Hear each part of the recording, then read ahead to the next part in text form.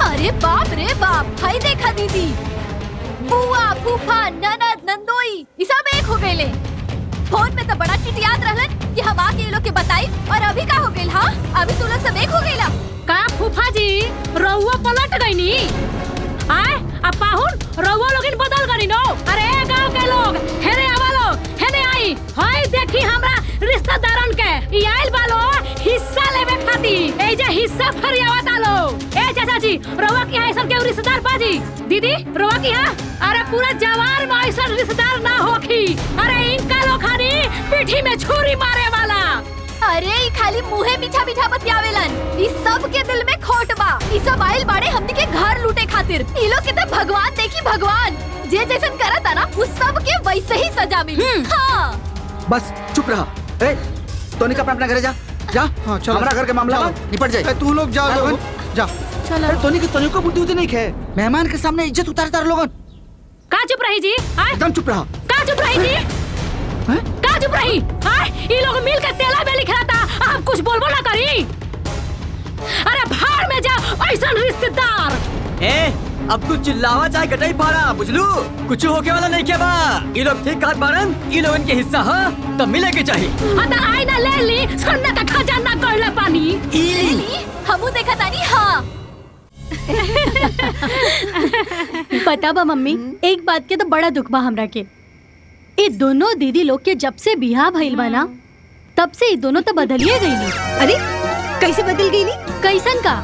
ससुराल के मोह ऐसन धराइल बा कि नैहर के लोग के तो याद ही नहीं खियावत। अरे याद तो अइबे करेला, बाकिर कुछ बंधन होखेला, यही से हम दोनों कम आइला।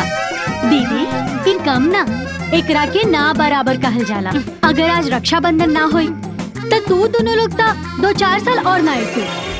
अरे बिटिया, बियाह भइला के बाद ना कपार पे घर परिवार के बहुते जिम्मेवारी आ जाला, यही से समय कम मिलेला। ओइसे तहरो बियाह होके ना तब पता चली कि कितना टाइम मिलता। हमार बियाह होई ना माई तो हम तोहरा से एक पल भी दूर ना रहब। हम हर महीना एक बार जरूर आई। ए बबनी, जबले उठवा पहाड़ ना देखले रहेला ना तबले बहुत बड़बड़ाला।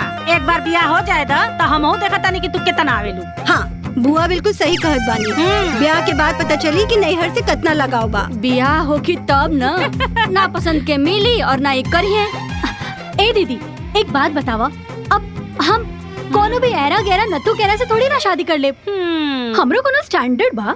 अरे जौन भी होके बाकी जल्दी पसंद करा, ताकि हम लोग फिर आवे के बहाना पाई।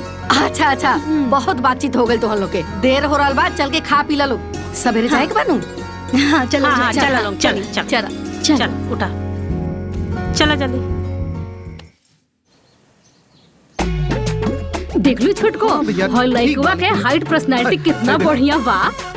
बढ़िया तो बा। ई देखा बबनी, पसंद बा। ए जी ई लइकवा का करेला? लइकवा पुलिस में बा। ओ खूब लंबा चौड़ा मोटा तगड़ा बा। ऐसन खोजला से भी लइका दोबारा ना मिली। लंबा चौड़ा मोटा तगड़ा का मतलब पहलवानी करवावे के बा का? हमरा नहीं के पसंद। अच्छा हाय देखा हाय लइका प्राइवेट स्कूल में मास्टर है। हाँ? और हाई विकास भवन में बड़का बाबू है। और हाई जो लइका बा, हाय पकड़ा, इस जिला पंचायत में जेई है। ए बबनी, ई लइकवा देखा, हाइट और पर्सनालिटी भी अच्छा बा और देखे में भी सुंदर बा और मास्टरो बा।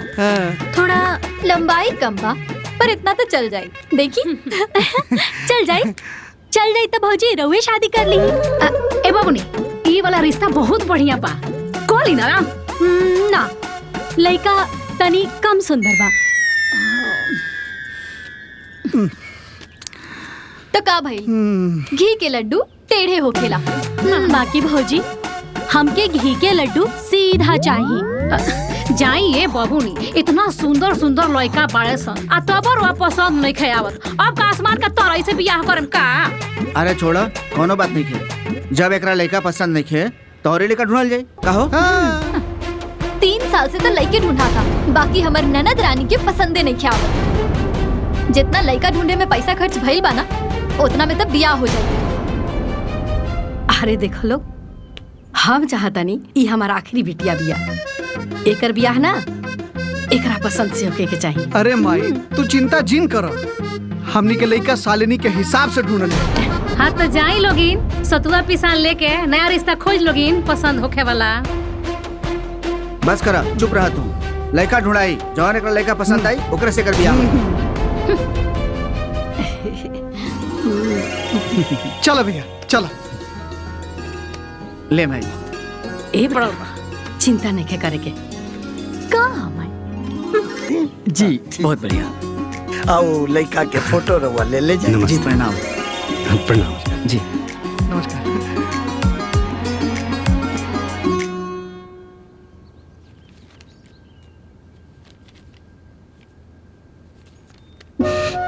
हमके भी पसंद बानी। चला, लड़का तो पसंद आ गई। देखलू माई, कहले रानी ना कि पसंद शालिनी के हो। आप खुश हो गई? चलो जान छुटल, कम से कम पसंद आई ना। हाँ दीदी, कपारे से विपद तक टलल। आओ तनी भगवान जी के हाथ जोड़ के। हाँ हाँ।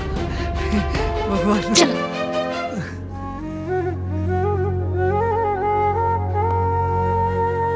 हे भगवान, राउर लाख लाख धन्यवाद।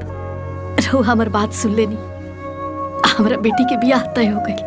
बस ऐसे ही कृपा बनैले रही, सब कुशल मंगल से हो जाए। हाँ।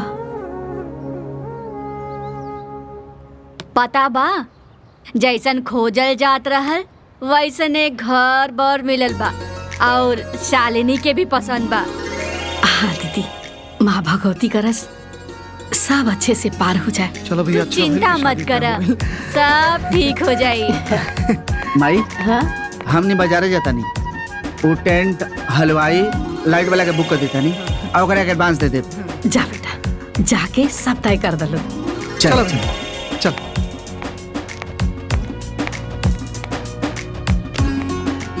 बैठो। चल। दुल्हन लोग कब से बाजारे गइल बा लोग, अभी तक ना आईली, पता ना कहाँ रह गइली लोग। अरे आउते होई है ना, खरीदारी करे में समय लागेला। अरे ला, आ गए लो। ए छटक बाबूनी, छटक बाबूनी, तनी आई ना जल्दी आंगना में। ई ली लोगिन साड़ी, पसंद कर ली लो। एकदम चुन के लाइल बानी, बहुत पसंद आई।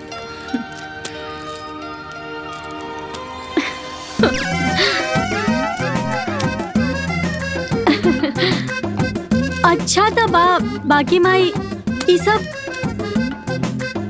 पुरनका पैटर्न बा, हमके ई सब नइखे पसंद। आही रे दादा, ए चाची जी, हमनी के नु दुकाने दुकाने जाके चुन चुन के साड़ी ले आईनी ह। अब अपनी कहतनी कि हमरा पसंद नहीं के, पुरानका मॉडल ह। बताई। हमरा तो पहले से ही मालूम रहे कि हमार ननद रानी बहुत नक्चड़ी बाड़ी, इनकरा के पसंद ना आई। देखा उहे भइल। अरे दुल्हन, जाए दनाई में कौन बड़ बात बा, फिर बाजारे जाके दूसरा आ जाइए एकरा खातिर साड़ी। हाँ दुल्हन, वापस कर दिहल जाई। देखी माँ जी, हम ना जाए बदले, और दुकानदार का कही आय कि फलानवा के पत्तो कतना छुदर बिया रही आय, हम ना जाए, रवा लोगिन जाए आ बदल के लेके आए। हम ना जाई। हाँ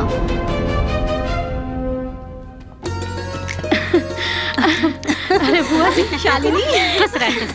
दीदी दूसरा बड़ी जाके खेला। हाँ। जा खेला तू। प्रणाम भौजी। प्रणाम चाची। अरे बबुनी, बड़ा सही समय पे आइल बड़। हाय देखा, शालिनी के बियाह खातिर सब साड़ी खरीदाइल बा। अच्छा। लेकिन एमे से ना शालिनी के एको पसंद नहीं है। त ऐसन कर लो, शालिनी के अपना साथे ले जा बाजारे, और एकरा पसंद के सब साड़ी खरीद के ले है। हाँ, जाए के तो बदल दिहल जाई, तू चिंता मत कर। हाँ, और हाँ, अपना बुआ के ना जरूर साथे ले जाइए। हाँ माई, बुआ के भी साथे ले जाई। दिखाओ तन। ये देख।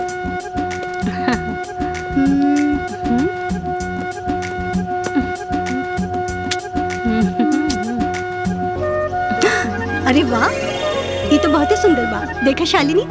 हाँ दीदी, ई ठीक बा। हाँ भैया, कितना में बाई साड़ी? 3,500। अरे कितना महंगा बा भैया, तू तो बहुत ठगत हवा। रेट सही लगावा। का कर महंगाई बहुत बढ़ चुकल बा, लेकिन हम रवा लोग खातिर कुछ डिस्काउंट कर दे। अच्छा भैया दे दी, यही रेंज में और दिखाई। ठीक बा ठीक।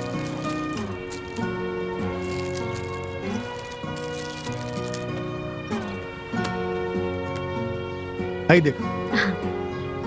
भैया वो वाला, वो ऑरेंज वाला। हाँ दिखाओ। अरे वाह बहुत ही सुंदर बा। ये देखिए एकदम लेटेस्ट कलर आई। वाह वो वाला। हाँ भैया ये सब पैक कर दो और बिल बना दो। ठीक। तनी हिसाब से लगैया, बहुत महंगा देत हवा तू। केहू के नजर ना लगे। खुश? कुल 40,000 भाई, 2,000 डिस्काउंट और पहले के साड़ी वापसी कैली, कुल मिला के 40,000। अच्छा भैया दे बानी। ये कुल पैक कर दा, ठीक है?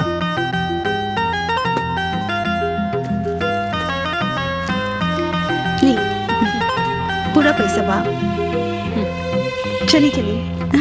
चल चल।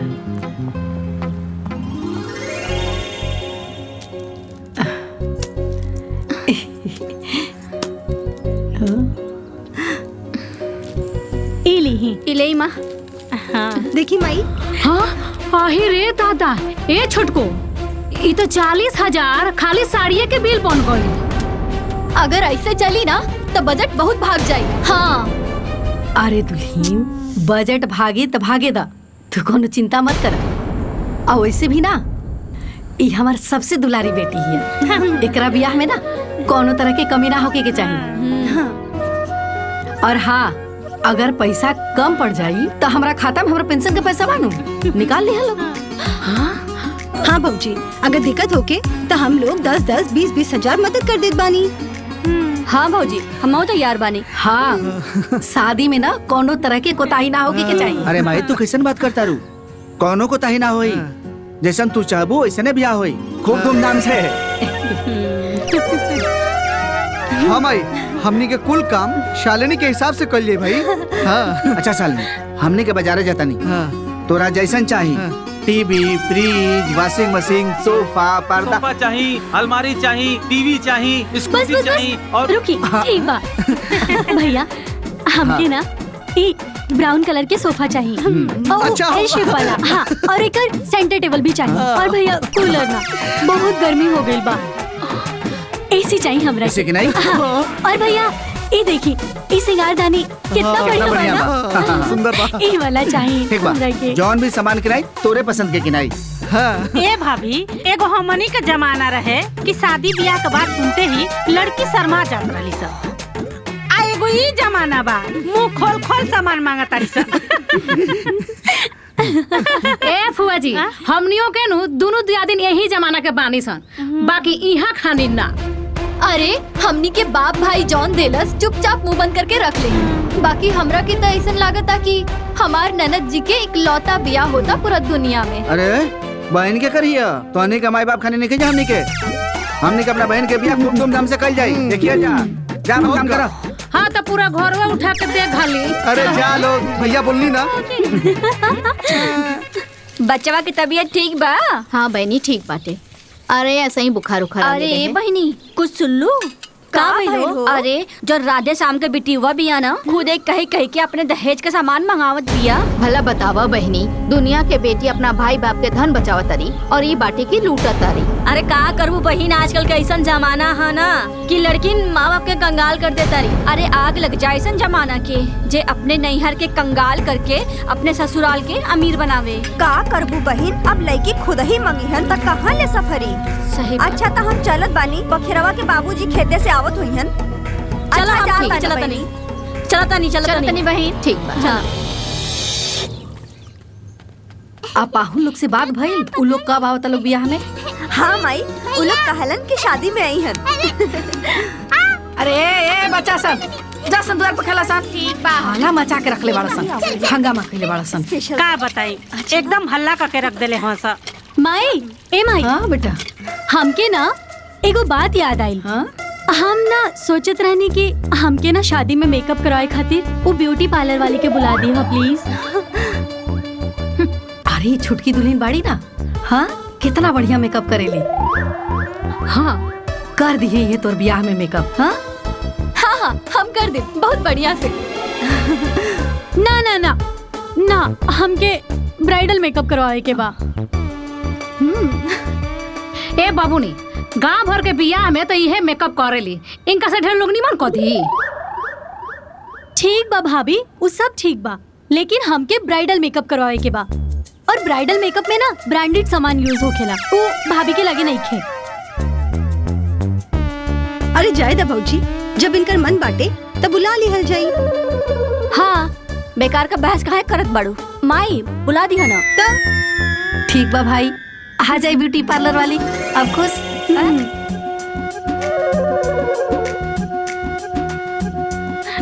ए बुची, तनी जाके गोतिन पड़ोसिन के ना बुला लाई। तनी गेहूं दाल चावल सब चुना भी ना जाए, ना तो मटकोड़वा में भीड़ लग जाई ना तो सब काम रह जाई। सही कहा तारू भौजी, जाता नहीं। ए बुआ, रुकी रुकी, हमनियो चलते नहीं के। चला चला हाँ चला चल। अच्छा हाँ, माँ याद आई, वो वीडियोग्राफर वाला के ना हल्दी तक बुला ली हा। सब चीज के वीडियो बन जाई ना तो अच्छा लगे। ठीक बा। ए दुल्हन, अशोक के तनी बोल दिया कि वीडियो कैमरा वाला के बुला ली है ना। ठीक बा माँ जी। आ जाई। खुश? बहुत खुश बाड़ू। नया नुक्कर बाड़ू जो गावा बजावा, हमरा के मत परेशान कर। अरे गीतिया तो उहे गवाई न। ए चंदा। हाँ ए बेटा, जाके ना तनी गेहूं ले ले आ। चौरवा तब चुनाई ले बा, आ गेहूं चुना जाई साथे साथे। हाँ ठीक बा माई, तू साथ चला, हमने के बता दा कितना कितना उठावे के बा, उठा लिहल जाई। हाँ चल चला चल, जल्दी करा लो।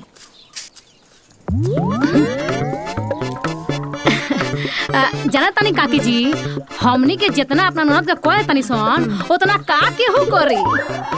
अरे वहाँ के जौन जौन कह तनी नु तौने तौने की नाता, चाहे लाख के होखे चाहे 2 लाख के। वही तो इशिका के पापा कहत रहे कि ई घर के सबसे छोटा बहन के बिया बा, जी खोल के खर्चा कर, चाहे कर्जा काहे ना लेवे के पड़े। हाँ बहन, जितना तू लोग करतरू ना, पूरे गांव जवार में कोई केहू खातिर ना करेला। और ना तका रउआ लोगिन बताई, आजकल के जमाना में इतना खर्चीला भाई भौजाई केहू के बाजी ना ना ना।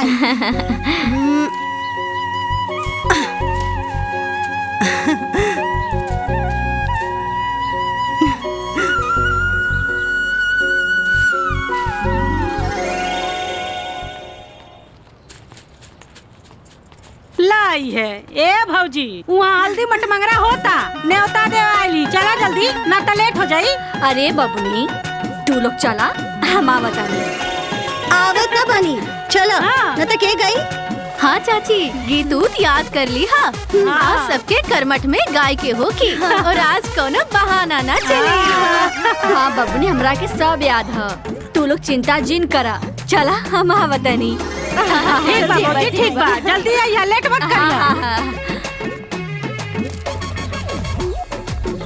हाँ जल्दी बुला लेवल जाना, तो भौजी चिल्लाए लगी है, कहियो कि का हो गई, इतना लेट कर दहलू लोग। सही बात है। अरे भौजी, हम लोग तेरा घरे जात रहली, नेता देवे, हल्दी मट मंगरा होके जा। हाँ घरवा तनी काम बा के निपटा के हम आ जाए। ठीक बा। अच्छा ठीक बा, जल्दी आ जल्दी आ जाइए। चलिए। अरे भाभी, काम धाम छोड़ा, जल्दी चला, मट मंगरा होके जात बा। हम तो के न्योता देवी आइल बानी। ठीक बा बबुनी, ई थोड़ी सी बा, एकरा के हम मार के आवत तनी, आप लोग जाई। ठीक है, तनी जल्दी करिया। ठीक है, जल्दी आई। ठीक बा, ठीक बा।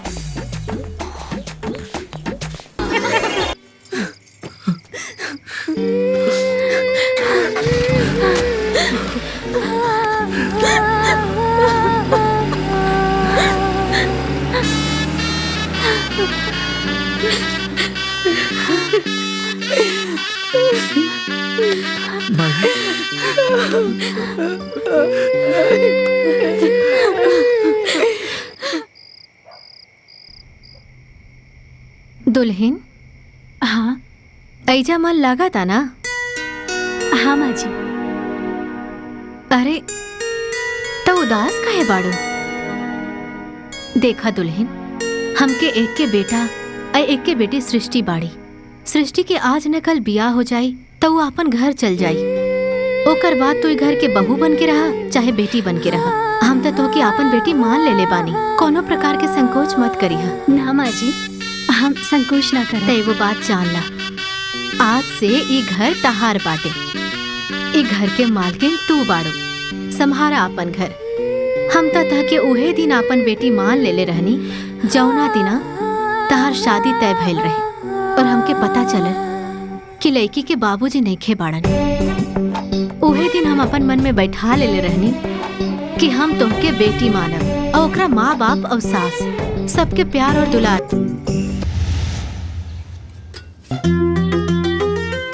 माई प्रणाम। अरे खुश रहा, दूधो नहा पूतो फला, भगवान तोहार सुहाग बनौले रहे।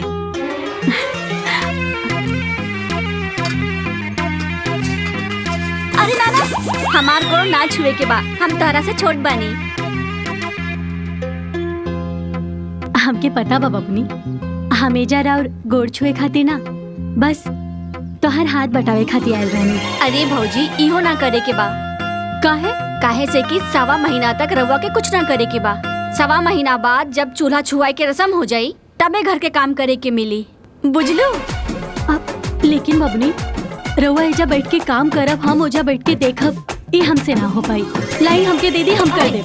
अरे छोड़ी भौजी, छोड़ी हम कर लेंदी। अरे छोड़ी ना, नहीं छोड़ी, हमके छोड़ी। हाथ में देखे ना मेहंदी लागल बा बहन। अरे का भई?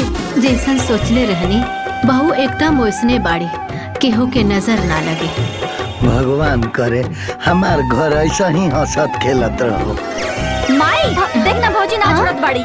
अरे तो जाए दा ना, उनकर मन बता करे दा। तो माई चूल्हा छुआई के रस्म? अरे रस्म के कहा, वो आजे हो जाई काजी।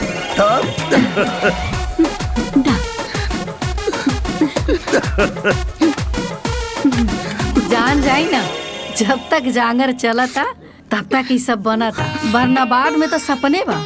अरे बेटी पतो के का भरोसा बा कि बाद में करी हसन कि ना करी हसन। ठीक है कहा तड़ू सालिनी के माई, आजकल के बहू ना बनावे के जाने ली ना केहू के दिहल जाने ली। अरे माँ जी, का बेकार में सती भइल बानी। आ चाची जी रहुआ माने देहिया पिराते रहला ना। अरे बेकार के काहे फालतू चीजें पड़ल बनी लोगे। का वहाँ के ससुरवा में ये सब ना मिलत हुई? अरे दुल्हीन, माना तनी ओकरा के नहीं, सब बा, सब भरल बा, लेकिन हमरो तो कुछ धर्म बा न। अरे बेटी बेटा राह देखेली, चौथ ना जाई, तीज ना जाई, खिचड़ी ना जाई, तो ओजा के लोग का कहे? अरे माँ जी, चौथ तो जेबे करी, मिठाई और कपड़ा बाजार से मंगवा लेती। ये सब करे के का जरूरत रहे? अरे दुल्हीन, जब तक हम जिया तन ना, गोड़ हाथ हमर चलता तबे तक। बाद में तू लोग का करबू अपना राज में, के देखे आवता? हाँ तो ठीक है बा, पेराई लोगिन ठिठाई लोगिन अपन दे। चलो हो। आजकल के बेटी पतोह के कहीं के नहीं खे। हाँ ये बहनी, लियावा भौजी, हम करा दी। ना ना बबनी, कोनो जरूरत नहीं खे। वैसे भी रोआ के ससुराल में जाके सब काम करे के पड़ी। अरे बहू, हमार साड़ी कहाँ बा? मिलत नहीं खे। अरे अम्मा, ओजा कमरा में रख देले बानी हम। अच्छा ठीक बा। बहू, ए बहू। जी बाबूजी। अरे हमारे कुर्ता के बटन टूट गइल बा, तनी लगा दो तो। बाबूजी, हम एजा काम कर रहल बानी, एजा से फ्री होके हम लगा देता नहीं, रोआ ओजा रख दी बस। अच्छा ठीक बा, ओए धर देले बानी। शालिनी, अरे हमार फाइल नहीं के मिलत, जल्दी करा, हमरा लेट होता। हाँ हमार रहल बानी। हाँ अब तो जाए की होगी। बस एकरा की काटना, हम आवत नहीं। हाँ जल्दी देखा। हाँ चलिए।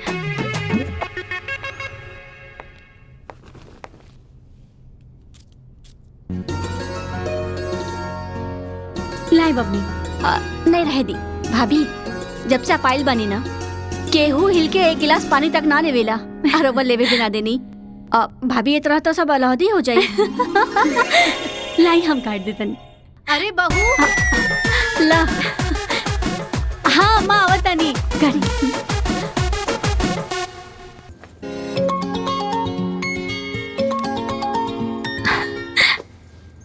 हाँ माई प्रणाम। खुश रहा बिटिया। कैसन बाड़े? हम ठीक बानी माई, तू बतावा तू कैसन बाड़ू? हमू ठीक बन बिटिया। तोर बड़ी याद आवत रहला तो सोचनी है कि तनी हाल चाल ले ली। ए बेटा, तोर सास कहाँ बड़ी? तनी बात कराव ना। ठीक बा माई, अभी देता नहीं, रुकी। अम्मा जी, माई के फोन बा, बात करे के चाहता रही। लावा। हाँ समधन जी, नमस्ते।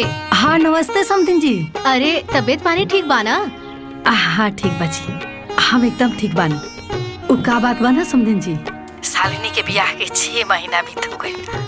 ओकर के बहुते देखे के मन करता। अगर राउर इजाजत होई त रउआ 2-3 दिन खातिर ना शालिनी के इजा विदा कर देती त ठीक रहित। अरे काहे ना विदा करब, रउआ काले भेजी, हम विदा कर देब। शालिनी हमार बहू से पहले राउर बिटिया बाड़ी। रउआ भेजी काले, हम विदा करे के तैयारी करता। बड़ा जल्दी तैयार हो गई लो, का बात बा? नैहर जाए के इतना जल्दी? ना ना, ऐसन कोनो बात नहीं है। वो बस माई के बड़ा याद आवता और लागत है कि कितना जल्दी हम जाइए, बस एक बेर माई के देख ली। काहे कि ओइजा मन लागल बना, बस यही से। जा, लेकिन जल्दी आ जाइया, काहे कि तहार बिना हमनियों के मन ना लागी। हाँ, बस हफ्ता 10 दिन में हम आ जाए। का हफ्ता 10 दिन? ना ना ना ना, 2 दिन में आवे के पड़ी। ठीक बा, 2 दिन में आ जाए। अब खुश? आपन ख्याल रखिया। रुआ अपन ख्याल रखे। अब चली? हाँ चल।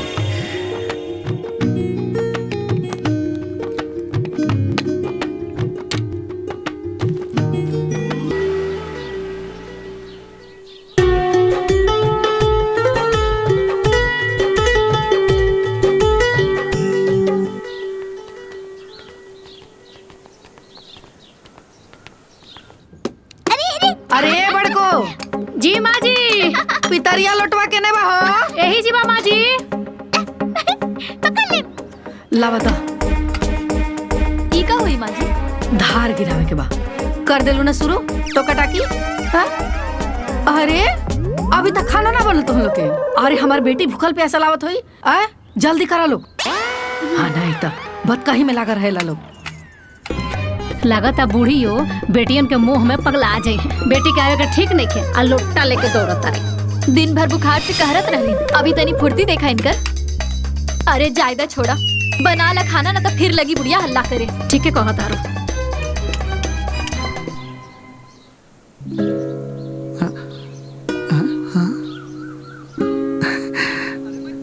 अरे मैं कहा झाका तारू? अरे देखना, शालिनी अभी तक ना आई। अशोक गइल बलावे, पता ना कहाँ रह गइल अब तक। अरे तब काहे परेशान होता रू? आज ही लो, तू बैठा बैठा।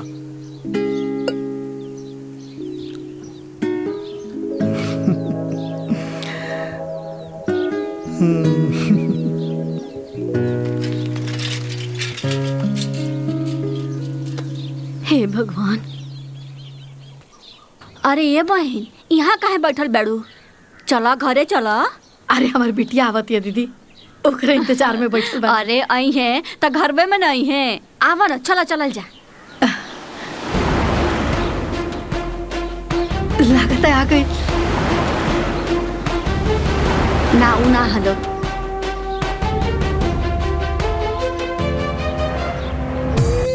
उ देखा, उहे आ गेलो। उ देखा।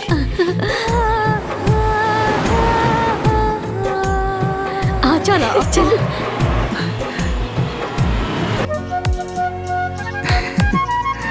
ए बाबू, हाँ उतार के। ठीक है।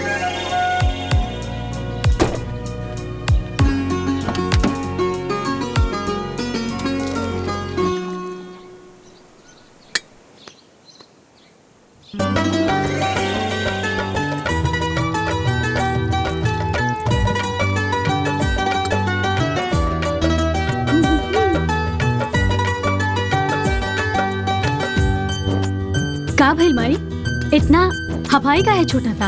अरे ए बाबूनी, रउआ आवे के खुशी में नू सवेरे ही से भाग दौड़ करता नहीं, वही से यहाँ के जीवा हाफत होई।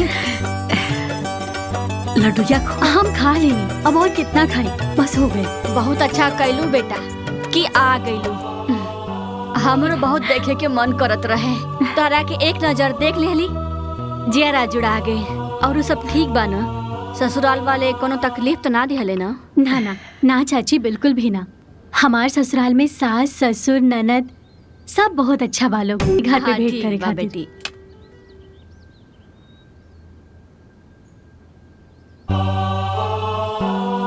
का भल तो के तो इतना कमजोर काहे हो गइल बाड़ू? ए बाबूनी, जब केहू टाइम से खइबे पिबे ना करी तो का होई? काहे ना खालू पीलू तो? काहे से की बबनी, इनकरा के घरे घरे घूमे से फुर्सत बा? पूरा दिन तक खाली घूमते रहे।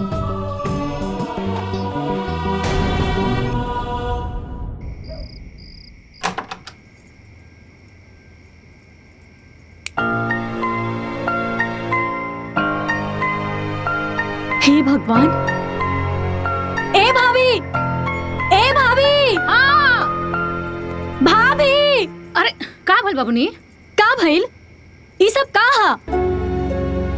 अरे इउ अनाज पानी सर सामान बाटे औरी का? भाभी हमके भी लौकता, बाकी तू दोनों के पता बना कि हमके हमरा कमरा के अलावा दोसर कोनो के कमरा में नींद ना आवेला।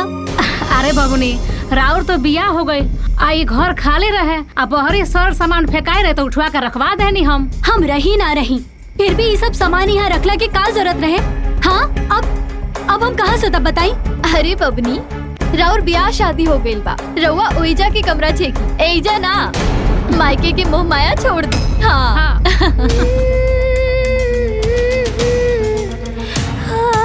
बेटा, तू चल हमारा कमरा में, ऐसे बैठ, हम पानी लेके आवत नहीं।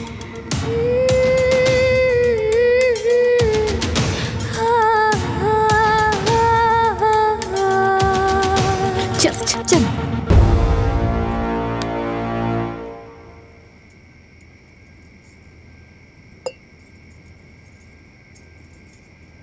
आराम से। ए माई, हम जब से आयल बानी तब से देखा था नहीं तो इतना हफाई छोटा था, ये कब से होखा था? अरे का बताई बेटा, जब से तुर गइल बाड़ू सन ना, पता ना का हो गइल बा, तनी को चलता ना तहाफ हो जाता। तो दवाई वाई ना ले लू का? लेता अशोक बा ना, दवाई बाजारे के डॉक्टर से लेके आई बा, खा तनी, लेकिन कोनो फायदा दिखे बेटा। अरे माई, तो इतना हफाई छोटा था और तू ये बजरिया के झोला छाप डॉक्टर के दवाई लेता रू, और तो क्या अच्छा डॉक्टर के दिखा के दवाई लेवी की चाहिए ना? तू भी बाजार के डॉक्टर के भरोसे बैठल बाड़ू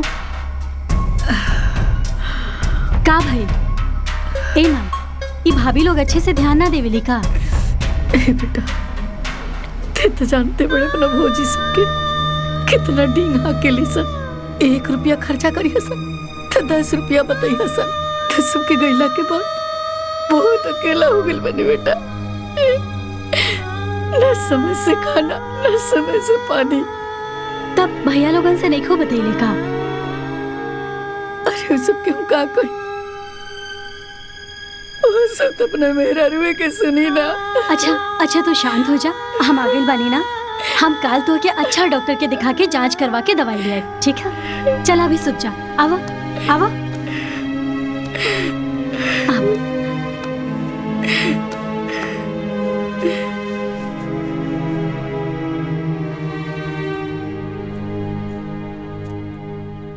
आराम से। हाँ। ए भौजी, तनी जल्दी से वो चाय पिला। हाँ। ए छोटको, हाँ। तनी माँ जी अब अपनी खातिर चाय लेके आओ तो। लावतानी। माई, तू लोग कहाँ जाता रू? अरे भैया, हम माई के अच्छा डॉक्टर के पास जांच करावे खातिर ले जाता नहीं। अच्छा शालिनी, दवाई तो चला था ना, फिर डॉक्टर के दिखैले के का जरूरत बा? भैया ए तरह के दवाई होला का? इनका के सीना में दर्द बा, हफाई छूटा था, हमके तो बुझाता कि हार्ट के प्रॉब्लम बा। रोवा लोग के पता ना कोना झोला छाप डॉक्टर से जांच पड़ताल बिना करावले दवाई खिलावत नहीं ना। हम माई के आज लेके जाता नहीं, अच्छा बड़ा डॉक्टर से जांच करवा के दवाई करवाई। रउआ कहा दवाई करा? हमनी के मर गल बनी सन का? बतावा होता था पूरा 10,000 रुपया का हमनी के दवाई करौनी सन। यहाँ के मतलब कि हमनी के माई के देखभाल नहीं सकत। पूरा गांव में हमनी के नालायक साबित करके चाहता नहीं। अरे गांव जवार के लोग सुनिए तो हमनी के ऊपर थू थू करी है। हमनी के कितना बेइज्जती हुई। त का करी? हाँ का करी? रोवा लोग के इज्जत बेइज्जत के चक्कर में हम अपन माई के मुआ दी का? दवाई ना कराई? शालिनी दवाई चलो था ना, माई ठीक हो जाए धीरे धीरे। अरे यहाँ के पूरा गांव में हमनी के बेइज्जती करवावे के चाहता नहीं। यहाँ के ई साबित करे के चाहता नहीं कि यहाँ के भौजाई दोनों एकदम लापरवाह बाड़ी सन। हम ही माई के सेवा करता नहीं। देखा बबलू, तू नैहर करे आयल बाड़ू, चुपचाप से नैहर करा और अपन घरे जा। और रहल बात दवा दारू के तो हमनी कर ले। बस बहुत हो गई, चुप रह जा तोनी के। शालिनी माई के हम अच्छा डॉक्टर से इलाज करा, तू बिल्कुल चिंता मत कर। ए बेटा रह दे।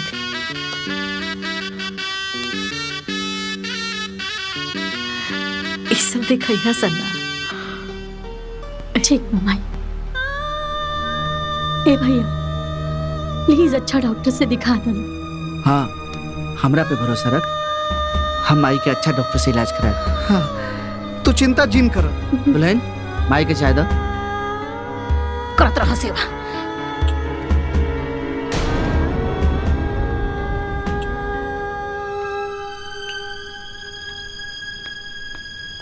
पी माई। तू चाय पिए। पियो। ए चाची, भाभी लोगन के बर्ताव हमके कुछ बढ़िया ना लगा था। माई के देखे ना कितना तबीयत खराब हो गई बा, कितना दुबरा गई बड़ी माई। वो लोग ना सही तरीके से माई के ख्याल नहीं खे रखत लोग। भाभी लोग बढ़िया से ख्याल नहीं खे रखत लोग। ए चाची रोवा हो सके ता तनी ध्यान रखे। हाँ बिटिया, हमहू कितना दिन से कहत रहनी तोहरे भैया लोगन से कि कोनो बढ़िया डॉक्टर से दिखा दे, केहू सुनबे ना करेला। उहे झोला छाप डॉक्टर के चक्कर में पड़ल बाड़े। तो हम का करी? हम तोहरा घरे जा भी ना सकेली ना बेटी। बस रोवा ना समय समय पर माई के खाए पिए के ध्यान रख ले हम, और बस कुछ ना। अच्छा हम चला तानी, जाए के तैयारी भी करे के बना। ठीक बा बेटी, ऐसे ही आवल जाइल करा, हमार मन बड़ा खुश हो जाला। और हाँ फिर फोन भी कइल करा ताकि तोके तोहरे माई की खबर मिल जाए। जी ठीक बा। ठीक बा बेटा, अपन ध्यान रखियो।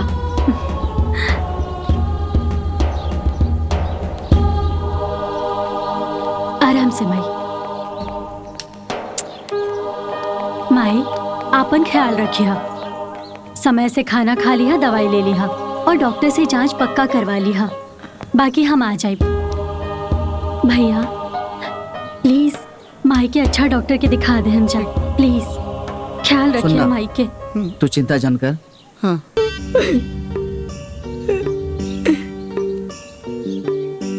चल अब हम जाते नहीं।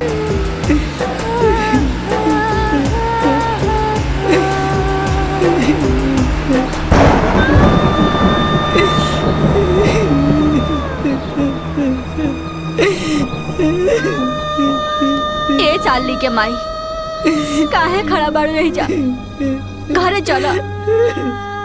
इतना दिल कमजोर ना कल जाला। अरे बिटिया हो, जिंदगी भर थोड़ा ना साथे रही। अरे आइया ना, चला चला चला चला। दीदी माई की तबीयत बिल्कुल भी ठीक नहीं खे और वो लोग सही से ध्यान नहीं खे रख पावत। अरे तू गइल रहलू तो केहू अच्छे डॉक्टर के दिखा देवे के चाहत रहल ना। दीदी हम जात रहनी हा, लेकिन भैया कहले कि वो लेके चल जाइए। अब भौजी तो इतना कह देली कि अइलू है जा नैहर करे, नैहर करा और जा अपना ससुराल। ऐजा के टेंशन मत ला। बड़ा बुरा लागल है दीदी। अरे माई खाली उनकर थोड़ी बाड़ी, हमनियों के तो बाड़ी। 2 दिन बाद जाके ना हम उनके देखाए और थोड़े दिन माई के पास रुक जाए। उनकर मन भी हल्का हो जाए और वो ठीक फील करिए। तू चिंता मत करा। ठीक बा। ठीक बा। अच्छा ठीक बा। बहू घबरा मत, हम बानी ना। ए पतो हमनी के तारा संगे बनी। तारा जब इच्छा होखे नु जाके अपना माई से मिलई हो। हाँ भाभी, आप परेशान मत होई।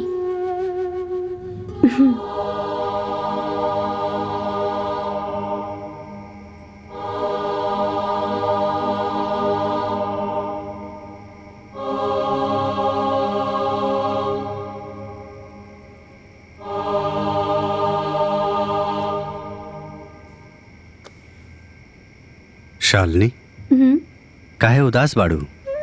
नाता ऐसा कुछो नहीं खे। वाह, हमरा से चोरी जब हमार शालिनी के का दुखा हमरा के पते ना होई त निदान कैसे होई? बस माई के ख्याल लागल रहे, उनकरे चिंता लागल रहेला। समझ सके नहीं, लेकिन माई के तबीयत खराब बा, दवाई खई है त ठीक हो जाइए। और हो जा उनकर दूधू को बेटा बड़े सा पतहू बाड़ी और वो सब सेवा करिए तो जल्दी ये ठीक हो जाइए। उहे ता बात बा क्यों लोग लायक नहीं खे का? हाँ, हमारे भैया भाभी माई के अच्छे से ख्याल नहीं खे रख पावत लोग। अच्छा तू चिंता मत करा, माई से बतिया लिया। अगर ऐसा कोनो परेशानी हुई तो हमनी जाके डॉक्टर से दिखा दिया जाए। अब तो खुश बाड़ू?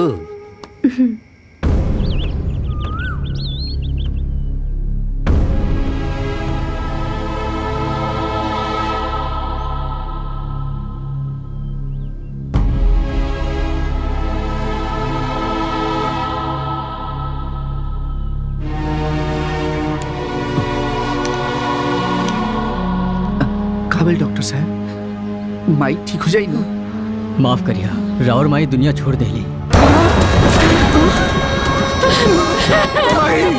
अरे भाई रे, हमरा के बात छोड़ के चले भाई। कहां से मैं छोड़ के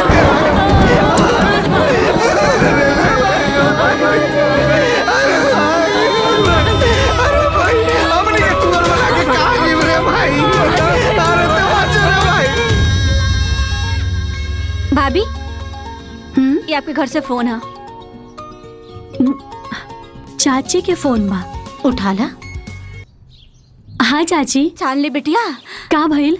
अरे तोरे माई के बड़ी तबीयत खराब है, तू लोगन के याद करा थी, जल्दी से आ जा।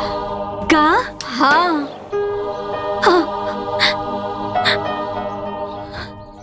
का भइल बेटा? माई के तबीयत खराब बा। रो जी, सब ठीक हो जाए। जा जल्दी से जाके तैयारी कर। शेखर, ए शेखर। हाँ माई। अरे बेटा जल्दी से तैयार हो जा, दुल्हन के लिए आके जा। बात का बा? इनकर माई की तबीयत बहुत खराब बा। हेलो भगवान, जा जा जल्दी जा। दुल्हन मत रो, जा जाए के तैयारी कर। जा जा बेटा। चलिए चलिए भाभी। जा जा बेटा। 901-701 पर।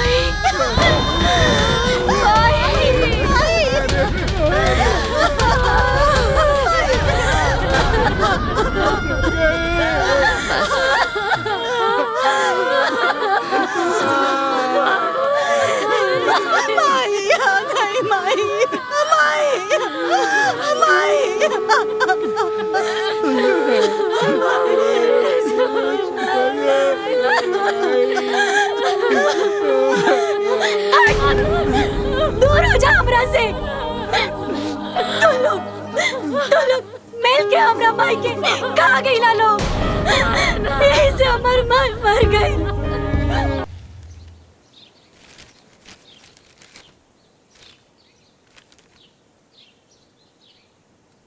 ली। हाँ बेटा।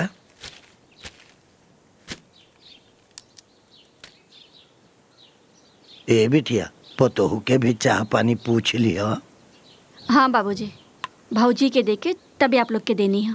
ए बिटिया ओकर ख्याल रखिए। का कि ओकर बाबूजी तो पहला ही साथ छोड़ देले रहला। बेचारी बहुत उदास बिया, तनी समरिया ओके। रउआ चिंता जिन करी, हमने के बानी ना, हमने सब संभाल ले। हाँ बाबूजी, आप परेशान मत होई, सब ठीक हो जाए। सही बात।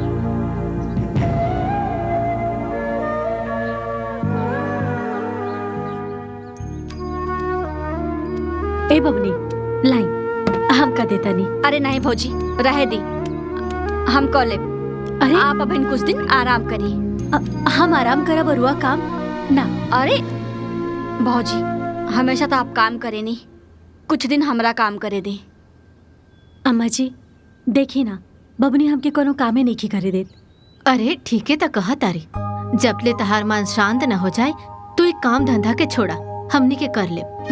लेकिन अम्मा जी। अरे बेटा, लेकिन वेकिन छोड़ा, चल के अब अपन कमरा में आराम कर ला। चला।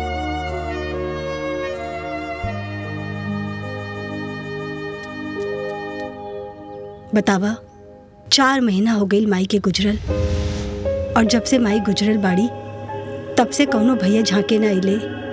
हाँ दीदी, आयल जाल तो छोड़ी, केहू खोज खबर भी ना ले ले। भाभी त भाभी, भैया लोग भी फोन ना कैले। दीदी माँ का गईली, सब केहू बदल गई ना। जायदा का करबो, बदल गईले तो बदल गईले, कोनो बात की चिंता ना बा। चिंता तो बस ई बात के बा, सास और ननद रोज ताना बाना मारेली, बाकी का कर सकीले, छोड़। हाँ सही कहत बाड़ू। अच्छा ठीक बा, अब हम रखत बानी, बहुत काम पड़ल बा। ठीक बा दीदी, रखा तानी, ख्याल रखिए आपन। ठीक बा। ठीक बा दीदी। ए बहू, एक गिलास पानी लेके आवा। जी अम्मा जी।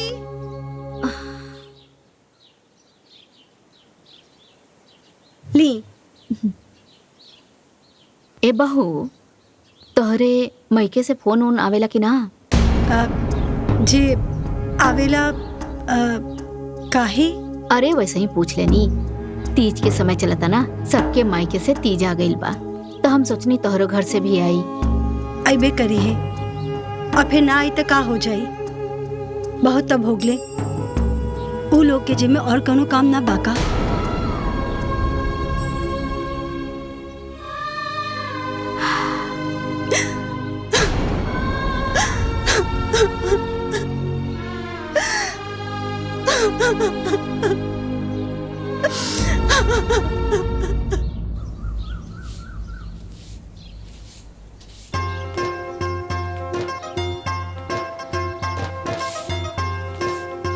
अम्मा जी कहाँ गई रहनी हा?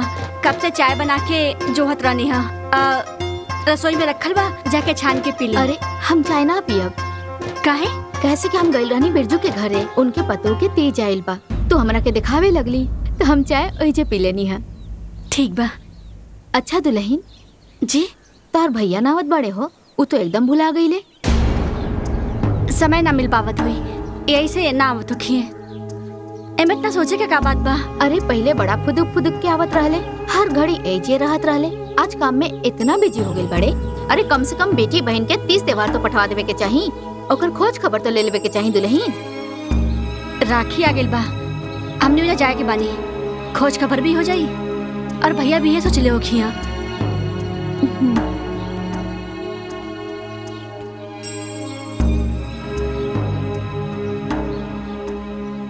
बेहने सीधा रख, सारा बाल खौराइल बा।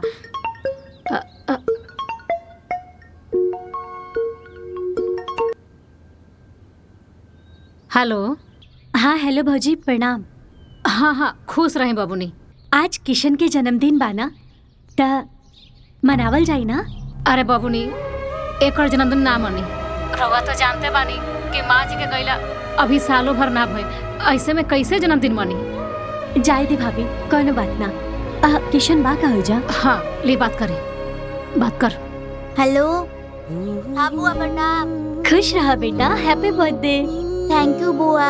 खूब खुश रहा, खूब आगे बढ़ा हमारा बच्चा। बाय।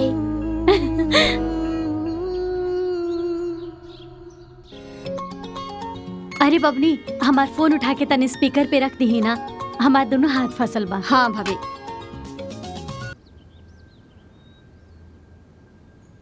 हेलो सानली बिटिया। हाँ चाची प्रणाम। खुश रहा बिटिया, ठीक बाड़ू ना? हाँ हम एकदम बढ़िया बानी, रहुआ आपन बताई। हम भी ठीक बानी, बस तोहरा लोग के इंतजार करत बानी। कल आवत बाड़ू ना अपने भतीजा के बर्थडे में? भतीजा के बर्थडे में? ना हम तो ना आवतानी। काहे बिटिया, का हो गइल? अरे हम भौजी के सुबेरे में कॉल कैले रहनिया, वो बतौली कि ए बार बर्थडे ना मनावल जाए, तो आगे का करब हम। बाकी हम गिफ्ट भेज देले बानी। अरे का कहत हो बिटिया, पूरा धूमधाम से तैयारी हो खाता, पूरा गांव में न्योता पड़ चुकल बा। तोर भौजी लोगन के बहन जोइन 2 दिन पहले ही से आके बैठल बाड़ी, और तू कहत हो कि बर्थडे ना मनी। अरे नहीं बिटिया, बर्थडे मनावल जाई, तू आव, ठीक बा ना?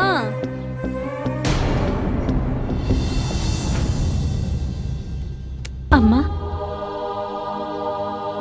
लागत हमार नैहर छूट जाई।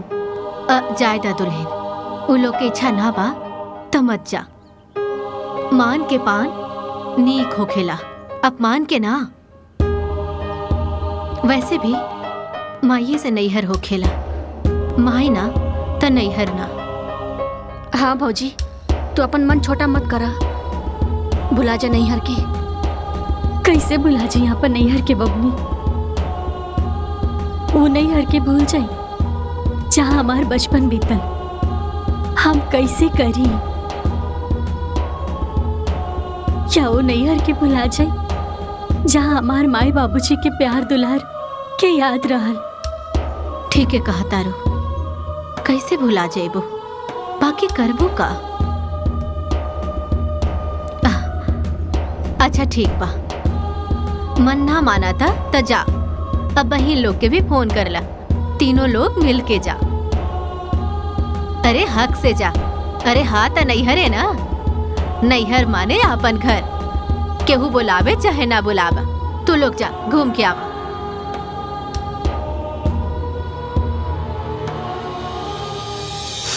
चला काटा। Happy birthday to you. Happy birthday dear Kishan. Happy birthday to you. Happy birthday dear Kishan. Happy birthday to you. बुआ का हो किशन बेटा, चोरी चोरी बर्थडे मनावत बाड़ा? हाँ अपन बुआ लोग के तो भूल ही गईला। हाँ देखा था, मौसा मौसी मामा मामी कुल लोग के बुलेला, पर बुआ लोग के ना। Very bad Kishan. ना बुआ, हम मम्मी से कहले रानी कि बुआ लोग के बुलाला, ई भूल गईली तो हम का करी?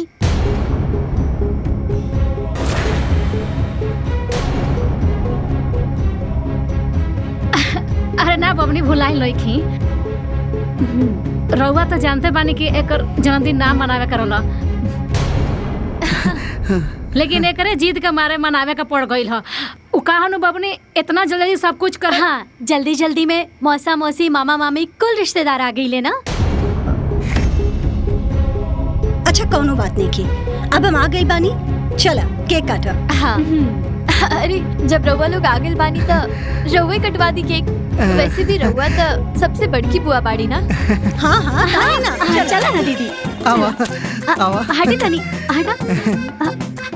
ए भौजी तनी साइड होकर ना। Happy birthday to you. Happy birthday to you. Happy birthday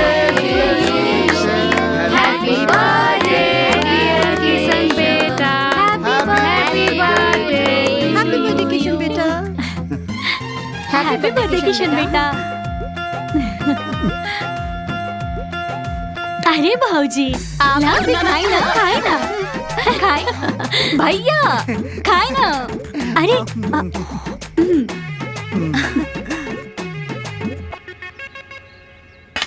बतावा दीदी, ई लोग आज एक सप्ताह से आके एजा बैठल बाड़ी। लागत ई लोग एजा खूटा गड़ल बा। हमरा तो इहे बात समझ में नहीं आवत, पता नहीं लोग कब जाइए यहाँ से। सही कहा तारू छोटको, ई तीनों बहिन यही जी अड्डा जमा के बैठल बालू आ हमनी के एक कटरा आटा सान के रोटी पाथे का पड़ता। आई महारानी लोग खाली बैठल बैठल ठूसता। अरे हमनी के तो जान सासत में, बस सासत में। ए दीदी, रहुआ एगो काम करी, जाके उन लोग से पूछी कि उ लोग एजा से कब। अरे उनका लोग से के पूछी? उनका लोग से मुंह ला के अपन मुंह के नोचवावे जाए। हाँ, ई बात तो रहुआ ठीक कहा तानी। का ई लोग के बोलल जाए? ए दीदी, एगो आइडिया बा। का?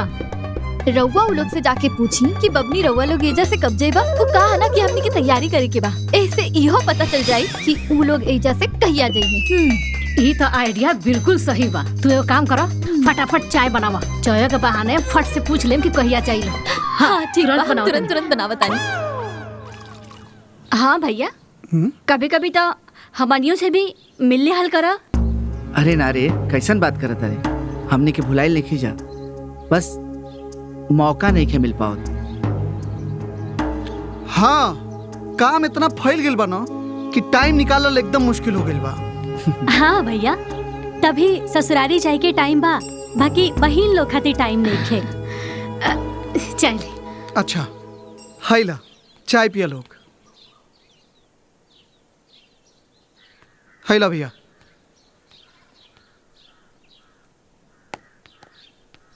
बबनी लोग कहिया जाम लोग रवा लोग?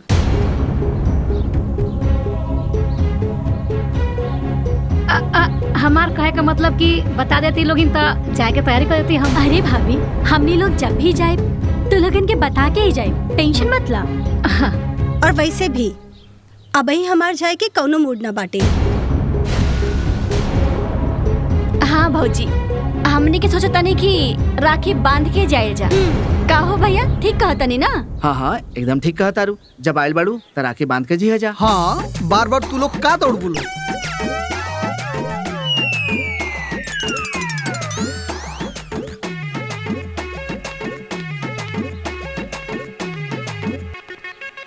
यही तरह आ जाइल करो बहनी लोग, केहू के जोहल मत करा।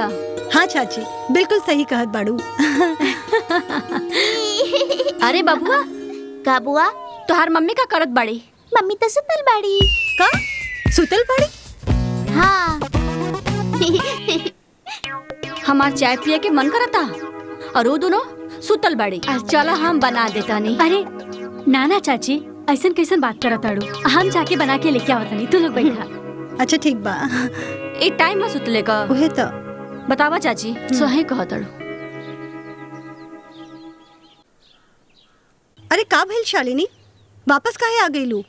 अरे दीदी, अंदर ता कुछ सामान ही नहीं खे, ना चाय पत्ती मिला था ना चीनी मिला था।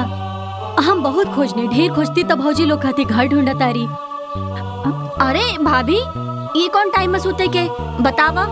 हमार चाय पिए के मन करता और तू लोग सुतल बाड़ू, आराम करत बाड़ू। अरे तो बना के पी लेवे के नु चाहिए, कि जब बनाई है तब हो जाइए बनाई है। देखा, हमनी दिन भर खटत आनी तो हमनी के तनी आरामो ना चाहिए। अब रउआ लोग जैसन बैठ के खाए के थोड़ी बा। भैया देखत बानी भौजी कैसे बोलत बाड़ी। हाँ तो गलत का बोल तड़ी। तुहू लोग के अपन अपन हाथ पैर कबो कबो डुला लेवे के चाहिए। चलो भैया, चलो आवा। लेकिन ही अरे आवा चला।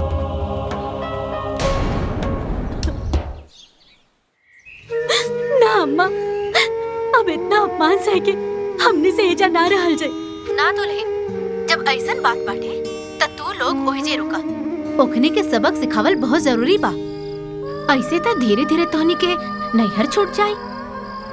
जौन सब बेटी के साथ होखेला उहे तोहनी के साथे भी होखी। और कुछ ऐसन करा कि बेटी के अपमान करे से पहले वो लोग के 100 बार सोचे के पड़े, फिर केहू बेटी के नैहर ना छूटी। लेकिन हमने के का करी? अब हमार एगो सलाह माना, तू लोग अपन भैयन से अपन अपन हक हिस्सा मांगा। हक हिस्सा? हाँ, हक हिस्सा।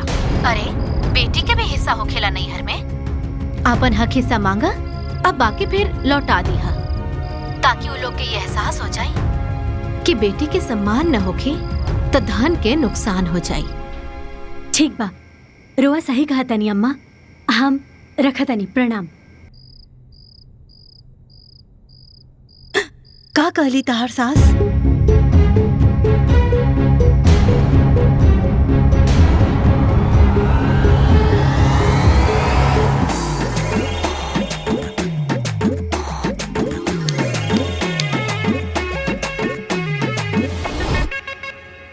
सुना ना का भाई, खेतवा के दाखिल खारिज के। हाँ भैया, ब्लॉक ऑफ गई लानी, रसीद होकर जल्दी आ जाए। हाँ ठीक बा। ला भैया बोला, का बात बा? हमने के हिस्सा बांट दी। हिस्सा बांट दी मतलब ई घर में हमने के भी बराबर का हिस्सा होखेला। दीदी सही कहा दिया, हमनी के हमार हिस्सा देके अलग कर दी।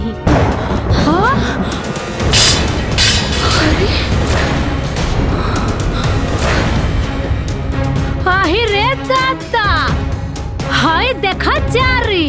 ए बाबूनी, इरो लोग का बकवास करता जी? अरे कोनो बात बोले से पहले नु सोच समझ के बोले के चाहिए। एमे सोचले की कौन जरूरत बाटे?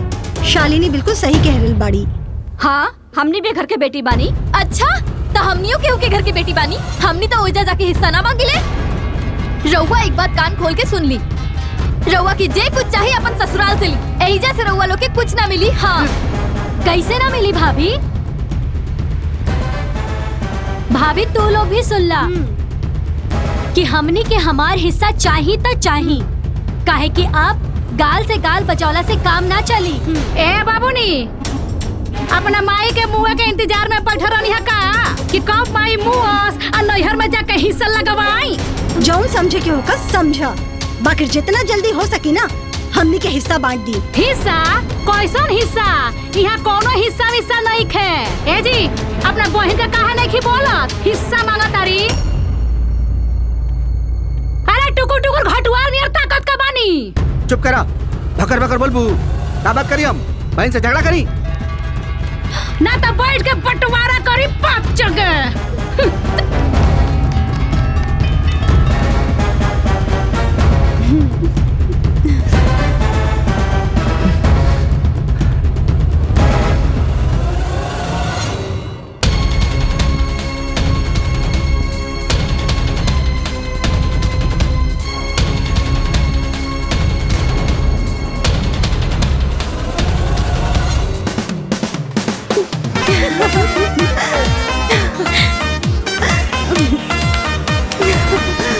सुननी हनु दीदी, हमरा ननद लोग का करतूत का करता लो? सुननी तो है बहनी। अब रउआ लोगिन बताई, आज तक ले ऐसा कहीं भइल बा केहू के बहन बेटी हिस्सा मांगले बड़ी? ना, ई लोग हिस्सा मांगता।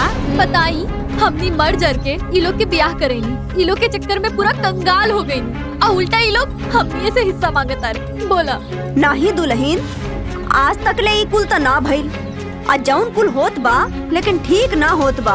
तो हमहू सोच रहे बानी, अगर निमन से मान जाई लो तो ठीक बा, आ ना तो पंचायत बैठाए, फिर खुदे समझ में आई। हाँ ठीक कहत बाड़ो, ऐसने होके के चाहिए।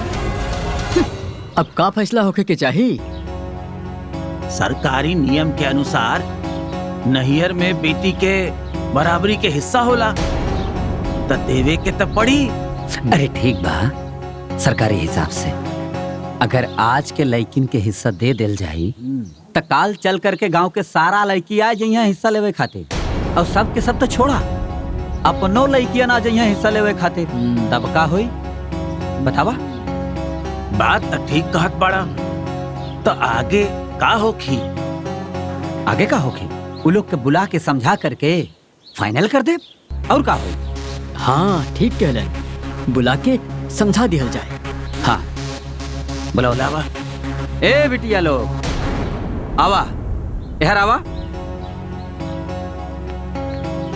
और नजदीक आवा। देखा बिटिया, तू लोग जो चाहत बाड़ू ना वो ठीक नहीं खे। हमार बात सुना बिटिया, नैहर में हिस्सा बखरा ना चाहेली।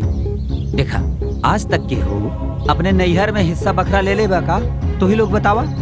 देखी चाचा, हम मानत बानी कि लड़की नैहर में हिस्सा ना लेवेली, लेकिन रउआ बताई कि अगर राउर बेटी नैहर जाई और ओकरे मान सम्मान ना होके तो राउर बेटी का करी है? आप तीनों सोच के देखी, आपके ना रहला पर आपकी बेटी के कोनो तीज त्योहार पर ना बुलावल जाए, ओकर कोनो खोज खबर ना लेवल जाए तो का करी? अरे बिटिया, हाई तो हर भाई भौजाई लोग बाड़न, ऐसन केहू के व्यवहार नाही हो। चाचा त का ई रिवायत बा कि बहन बेटी घर आवस त खाना पीना ना पूछल जाई, आ मंगला पर ई कह देहल जाओ कि जा अपने आप बना के खा ला। या ई व्यवहारिक बा कि घर में कोनो काम परोजन होके, कोनो फंक्शन होके त बहन बेटी के ना बतावल जाए ना बुलावल जाए। रउआ घर में ऐसा नहीं होखे लगा बहन बेटी के साथ है? ना ना ऐसा ना बा, बाकी हमनी के साथ ऐसा नहीं होत बा। जब केहू के बेटे के साथ ऐसा होखी ना तो अपन हिस्सा ही मांगी। हमनी के अपन हिस्सा चाहिए बस। का हो अशोक, विनोद? हाँ चाचा। तू लोग का कहा तड़ा? तुम्हें कहे के का चाचा? हमने के हिसाब से ना दहल जाई। अरे हर तीज त्योहार में आदमी खाली रहेला, हम लोग के काम धंधा बा, हम लोग अपना काम मजराई ले जा, एकर मतलब का हिस्सा मांगी लोग। हाँ, ये लोग अपने अपने घरे जा लोग और अपन अपन हिस्सा ओज्जा मांगे लोग। एजा कुछ ना मिली। ऐसे कैसे ना मिली भैया? हमने अपन हिस्सा कोर्ट तक जाकर लेके आए। हम तो नहीं के कोर्ट जा लोगन, चाहे कचहरी जा लोगन, हम एक बार कह देनी हिस्सा ना मिली तो ना मिली। हमने हिस्सा अपन लेके रहब। एक मिनट देखा, अब तू लोग अपन समझा। हाँ, हमने से फैसला ना हो। चला हो, चला। हाँ हाँ चला।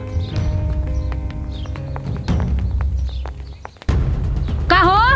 ए, तारा लोग का हिस्सा चाहिए? पटीदार बने आइल बड़ लोग नहीं जी। आवाला हिस्सा पिछवा ला लो मुंह अपन। छटपटैला से काम ना चली, हिस्सा तो देवे के होखी। अच्छा, तू लोग लेबू हिस्सा? लेला हमहू देखा तानी। ला हाँ ता हमने के माई बाबूजी के जमीन हा, तू लोगन के ना। हमार माई बाबूजी के जमीन पर तू लोग गुलछर्रा उड़ेबू। अच्छा तो तू हमरा छाती पर मुंह दे बड़ू।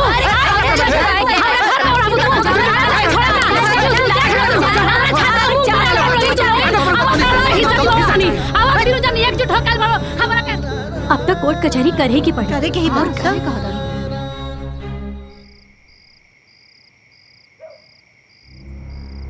ए किशन के पापा, अब का होई जी?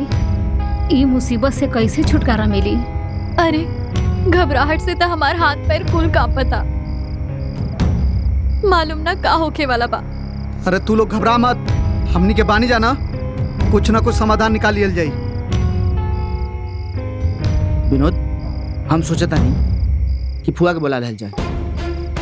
फुआ आई हैं, एक के समझाइए, सारा समस्या खत्म हो जाए उनका होते। हाँ, बुआ आई है तो उहे विपत्ति के टार पई है। हाँ। ए दीदी, ई लोग इतना आसानी से ना मानी है। अरे काहे मानल जा? हमनी के ना बंटवारा करवा के मानल जाए। हाँ, अपने आप मान जाए हैं। हाँ, ऐसे ना मनी है वो लोग। हाँ, पर हमने के करब का? अरे बुआ, अरे बुआ, बुआ प्रणाम प्रणाम बुआ। अरे बाबूनी, प्रणाम बुआ। प्रणाम बुआ। खुसरा बुआ जी प्रणाम। बुआ जी बैठी ना। अच्छा बोले बुआ जी कि रउआ आ गई नी, समझाई अपना भतीजी लोग के। अरे हिस्सा बखरा के बात करता लो, और तो और कोर्ट कचहरी जाए के बात करता नहीं लोगिन। ई का सुनता नहीं हम हो? तो लोगन हिस्सा बटावे आइल बड़ू? खानदान का इज्जत माटी में मिला दे बुलो का? भैया का नाक कटा के रहबू तू लोग? जा जौन याद कर याद में ना भइल रहे तवन तोहन लोगन करे आइल बड़ू। करो लोग, बहुत बढ़िया करत बाड़ू लोग। बताई बुआ जी, 8 दिन अइले ना भइल घर में और हिस्सा चाहिए लोग के। रउरे समझाई ना, आखिर रउआ भी तई घर के बेटी रहली ना। हाँ, हम ते घर का बेटिये बनी। कपो हिस्सा बखरा मांगत देखले बाड़ू लोग कि तोहने लोग दुनिया से ऊपर बाड़ू। तोहन लोगन से तो हम अस्थिरे बतियाई। चला ठीक बा, जवन अच्छा करत लोगन का। बुआ बुआ सुना, सुनी। चला देख ले लो, देखो तो कितना चालू बिया। अब बुआ के जाके सबको समझावे के पड़ी, बतावे के पड़ी उनके। का कहत बाड़ू लोग? ऐसन बात बाटे तो बहुत गलत बात बा। मान सम्मान तो होखे के चाहिए। अइला के बाद केहू इज्जत ना दे, दाना पानी ना दे, प्रेम से बोले बतियावे ना, त दुख तो होबे ना करी। हाँ बुआ, उहे बात हम रहुआ के समझावत बानी। यही से हमने के अपन हिस्सा मांगत बानी, रवा भी मांगी। आखिर आप भी तो घर के बेटी बानी। ना, ई ठीक ना बा। हमके हिस्सा उस्सा ना चाहिए। तो बुआ हिस्सा तो हमनियों के ना चाहिए। का? हाँ बुआ, हमनियों के कोनो हिस्सा विस्सा ना चाहिए। ई सब हमनी के वो लोगन के सबक सिखावे खातिर कर रहल बानी, और हमने तो यही चाहत कि रउआ हम लोगन के साथ दिहे, साथ मिलके हमनी के ये लोगन के सबक सिखावल जाई। हाँ बुआ, ताकि वो लोग बेटी बहन के इज्जत करल सीख जाई। ठीक बा। अगर ऐसन बात बा तो हम तो लोगन के साथे रहब। लड़ाई जारी रखा लो।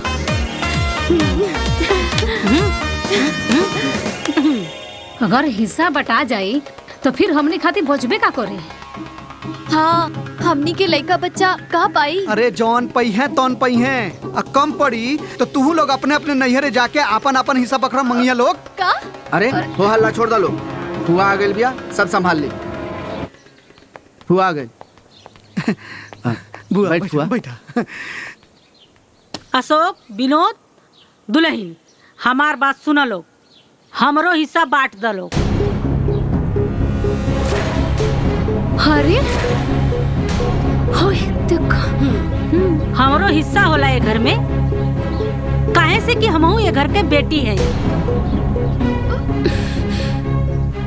वैसे तो हमार हिस्सा ये घर में आधा होके के चाहिए,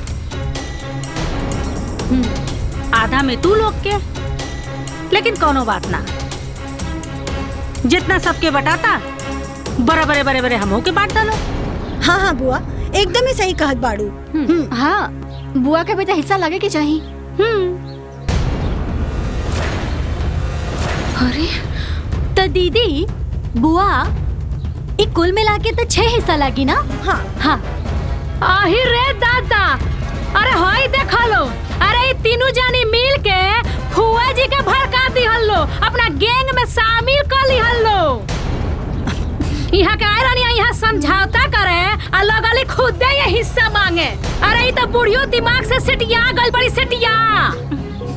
हिस्सा चाहिए। अरे भगवान, हे सूरज भगवान, रहुए देखी, रहुए हिसाब करी। अरे हमरा संग अन्याय होता, अन्याय। अरे ये तो, अरे यहाँ के अपना तीनों भतीजियों से भी 420 निकल गई नी। हिस्सा चाहिए, हिस्सा। देखो तू ऊ तो लेबे करब, बाकी पंचायत छोड़ा। भूख लागल बा, जाके खाना बनावा। हाँ का खाना? अच्छा, रउआ लोग नैहर में आके अपन हिस्सा मांगता रहा, और रउआ लोग खातिर हम खाना बनाई? कुछ ना बनाई, रउआ लोग खुदे बनाई और खुदे खाई। हाँ, काहे ना बनेबू? का हमनी का लड़ाई झगड़ा करके मांगतन जा? हंसी बोल के मांगतन जा ना। अरे वाह, 22 मुक्का गाल पे मार के अभी कहता नहीं बाकी बा। ता ठीक बा, ना बनेबू खिएबू लोगन त हमनी का जौन बर्तन थरिया बा बांट दा, हमनी का खुद बना खा लिया जाई। बिल्कुल सही कहा तनी बुआ जी, बिल्कुल सही। बर्तन चाहिए। हटा लोग इनका लोग का बर्तन तानिया, आवा लोग इन बर्बाद तन तल खाए।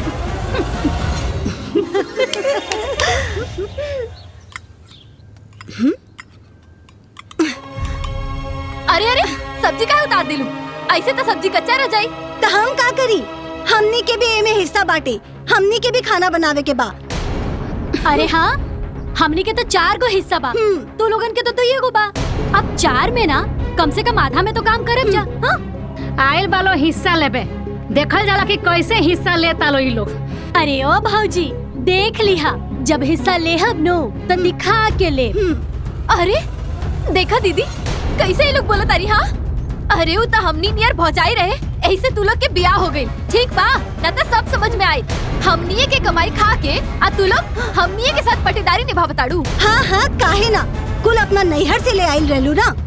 दीदी, नैहर से ना, ये लोग कमा के ले आइल रहलो ना।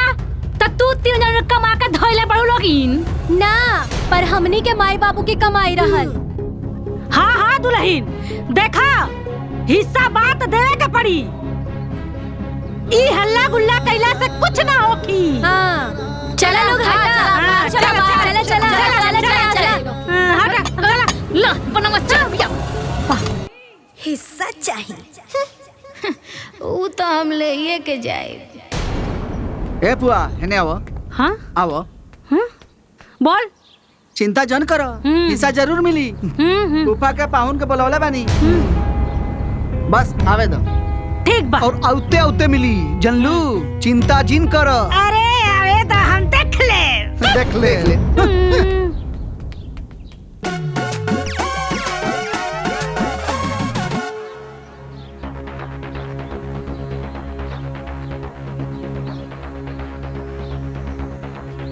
ना जीजा जी ऐसा बात नहीं खे, आप हमारी बात तो समझी। अरे का समझे के कोशिश करी? हेमा के हिस्सा लेके हमनी के राजा हो जाई कि हमनी के धन दौलत संपत्ति के कमी हो कि जड़ जमीन कम हो? आइल है हिस्सा लेते। अरे ऐसा कोनो करेला का? बाकी एक बार हमने के बात सुनी। का सुनी? हैं हमनी के जानत नहीं की कि यहाँ का होता? हैं तू लोग यहाँ गोल बना के आइल बाड़ू अपन भाई भतीजा में हिस्सा लेवे?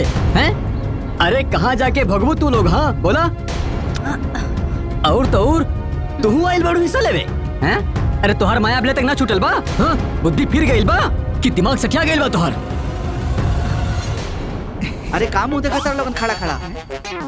मेहमान के फूफा के चाय पानी पीबो लोगन। बढ़िया चाय बना के लेके आओ अदरक वाला। लेके आओ ता। ना बेटा चाय वाय ना पियब हम। अरे फूफा जी अरे मुंह दिखावे के लायक छोड़ले बाड़ी कि हमने क्या चाय पियल जाई? बोला ए विनोद। हाँ हाँ फूफा। ऐसन बा तो कोनो गाड़ी देखा हमने के आजे ऐजा से निकल जाई। अरे फूफा गुस्सा छोड़ी, रउआ तो कितना समझदार बानी। हम जातनी गाड़ी बुलाए खातिर हैं? ए भैया फूफा के एकदम गर्मा गर्म चाय पियावा। हम आओ तनी। हम चाय लेके आओ। अरे रुक न तनी हो, चाय बनल। चला चला। ए फूफा जी देखी रउआ के जे बोले के रहे रउआ बोल लेनी, ठीक? अब रउआ हमने के तो पूरा बात सुनी। हमके केहू के ना सुने के बा। ए फूफा जी बात सुनी। पहले ही सबके बात तो सुन ला, ओकर बाद जौन फैसला करे कोई करिया। ठीक है बोला। फूफा जी हमने लोग जब यहाँ आयल रहनी तब वो लोग ना हमने के इतना परेशान कैलस। हमने लोग दीदी चाय मांग ली तो चाय खाती कलस की हम काहे बनाई? तू जाके बना ला, तू लोग यहाँ बैठल का करबो? हम कौन ये कहला? वो दोनों जाना चूल्हा वाला सब अलग अलग कर देने वालों। अरे देखा चाय पीला के बाद ही कुछ बोलिया लोग, न तो चाहिए वापस चल जाए। हाँ फूफा सही कहला। अगर अभी हम चाय ना पियब तो हमरा पतो न चली कि ससुरारी के चाय कैसन होला।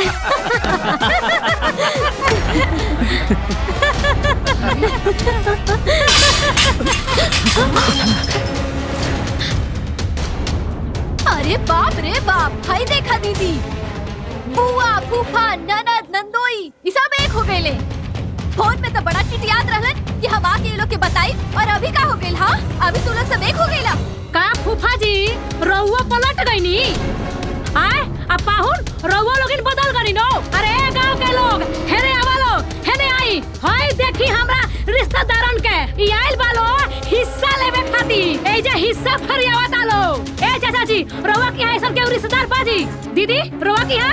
अरे पूरा जवार में ऐसन रिश्तेदार ना होखी। अरे इनका लोग खानी पीठी में छुरी मारे वाला। अरे ई खाली मुंहे मीठा मीठा बतियावेलन। ई सब के दिल में खोट बा। ई सब आइल बाड़े हमनी के घर लूटे खातिर। ई लोग के तो भगवान देखी भगवान जे जैसन करता ना उस सब के वैसे ही सजा मिली। हाँ बस चुप रहा। ए तोनी का अपना घर जा जा। हाँ चलो हमारा घर के मामला निपट जाए। तू लोग जाओ लोगन जा। चलो तोनी को बुद्धि उद्धि नहीं खे। मेहमान के सामने इज्जत उतारता लोगन। का चुप रही जी? एकदम चुप रहा। का चुप रही जी? का चुप रही? ये लोग मिल के तेला में लिख रहा था, आप कुछ बोलबो ना करी। अरे भाड़ में जा ऐसन रिश्तेदार। ए अब तू चिल्लावा चाहे कटाई पारा बुझलू, कुछ होके वाला नहीं क्या बा। ये लोग ठीक कहत बारन, ये लोगन के हिस्सा हाँ तब मिले के चाहिए। अगर आईना ले ली सोने का खजाना कर ले पानी। ले ली हमू देखा तानी। हाँ पुलिस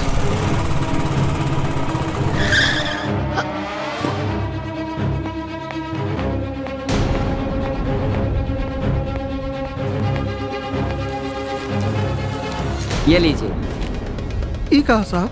गैर जमानती वारंट। गैर जमानती वारंट? हाँ, कई बार आप लोगों को नोटिस मिल चुकी है, लेकिन आप लोग अदालत में पेश नहीं हुए। इस बार दिए हुए तारीख पर पहुंच जाना, नहीं तो जेल जाना पड़ सकता है। अरे दरोगा साहब, ठीक है, कोर्ट में मिलते हैं। सुनीता,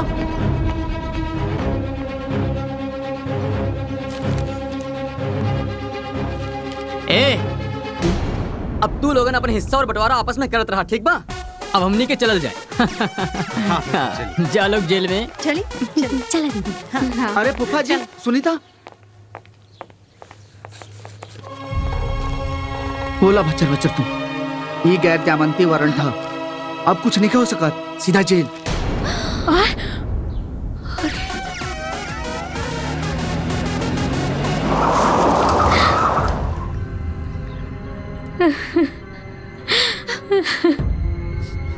साहब, तोहनिए के वजह से भइल बा। अरे हमने क्या कहले बानी संजी? ई जौन कुछ भी होता नु, उस सब कुछ रहुआ लोग के वजह से होता बे। ना बोची, एमे केहू एक की गलती नहीं के, हम सब जनी के गलती बा। हमनी के बहन एकदम सही बाड़ी, ठीक कहत रही, ठीक कहत रही कि हमनी के लापरवाही के वजह से हमनी के भाई समय से पहले दुनिया छोड़ के चल गई। यही वजह से हमनी के बहन और बहनोई फूफा और बुआ दोनों लोग रिसिया गए ने लोग। रोआ एकदम सही कहा तानी जी, हमनी से बहुत बड़ गलती हो गई बा। बाकी अब का हुई? अब का हुई? अब वह हुई जन भगवान चाहिए, जैसन करनी वैसन भरनी।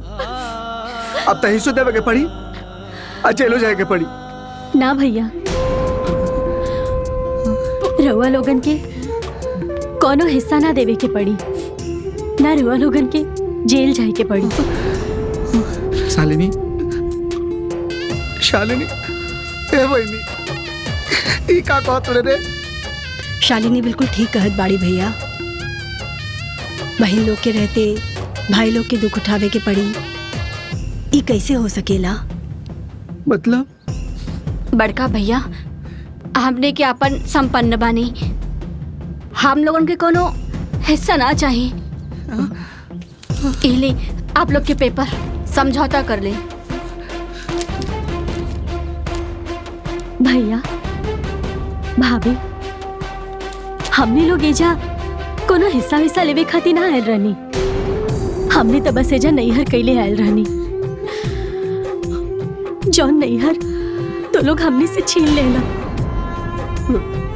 ओ नैहर जौन माई बाप के बिना अधूरा हो गई, ओ नैहर जहाँ बेटी के बचपन के याद, माई बाबू के दुलार और भैया भौजी के दुलार। नैहर से बेटी के मोह माया कबो न छूट सकेला। भैया, कोनो बेटी अपना नैहर साड़ी कपड़ा या पैसा के लालच में ना जाली, बल्कि वो तो अपना भाई के परिवार के दुआ देवे जावेली, उनकर भला लेवे जावेली। बाकी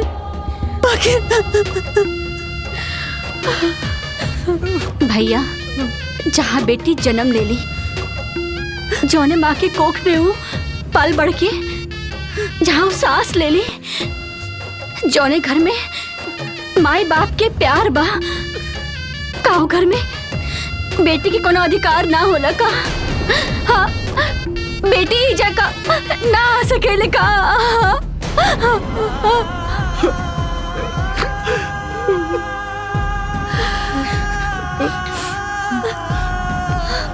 भैया, हर बेटी अपना आंचल में ढेर सारा प्यार भर के नैहर आवेली, जेकरा बदला में ओकरा के मान सम्मान प्यार दुलार मिलेला। अगर ऐसन बा तो हमने लोगन के वो मान सम्मान प्यार काहे ना मिलत? बोली, हमने लोगन से का गलती हो गई बा? बस कर भाई, और मत बोल, तो हमारे कर्जा फट जाए। माना तानी कि अपने से गलती हो गई बा, तो हमने के माफ कर दे। हमने के समझ रखना चाहिए, कुछ ना चाहिए। हमने के बस अपन बहन अबुआ चाहिए और कुछ ना चाहिए। बाबू ने हमरा से बहुत बड़ गलती हो गई थी, आगे ऐसा कबो ना हुई। हाँ बबनी, रहुआ लोग हमनी के बस एक बार माफ कर दा, ऐसा नहीं गलती कबो दोबारा ना हुई। शालिनी, अरे हाथ जोड़ता नहीं रहे। ए बुआ, माफ कर दे रहे हमके, माफ कर दे शालिनी। ना बबुआ, तो हम लोगन हाथ मत जोड़ा लोग। बस इतना ध्यान रखिया कि बेटी बहन बुआ के अधिकार से वंचित मत करिया लोग। अरे बेटी बहन के का चाहेला, बस थोड़ा सा मान सम्मान दुलार, ओतने में तो खुश हो जानी। बतावा, कुछ ना चाहेला ही ना लोन के हमनी के। हाँ भैया, बाकी अब रउआ लोग अपन संसार संभाली, हमने लोग जात बानी। ना जाए, ना जाए, हमरा के माफ कर दी। अरे रउआ लोग से हाथ जोड़ के माफी मांगो तनी। हमरा गलती के एहसास हो, बस एक बार माफ कर दी। आइंदा ऐसा गलती ना हो। एक बार, बस एक बार हमरा के मौका दे दी, अपन गलती सुधारे। बस एक बार माफ कर दी, बस एक बार।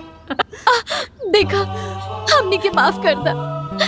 और वैसे भी राखी आवे वाला बा, तब तो लोग राखी बिता के चल जाइए। हमनी के सेवा करे के एगो मौका दे दा, माफ कर दा हमनी के।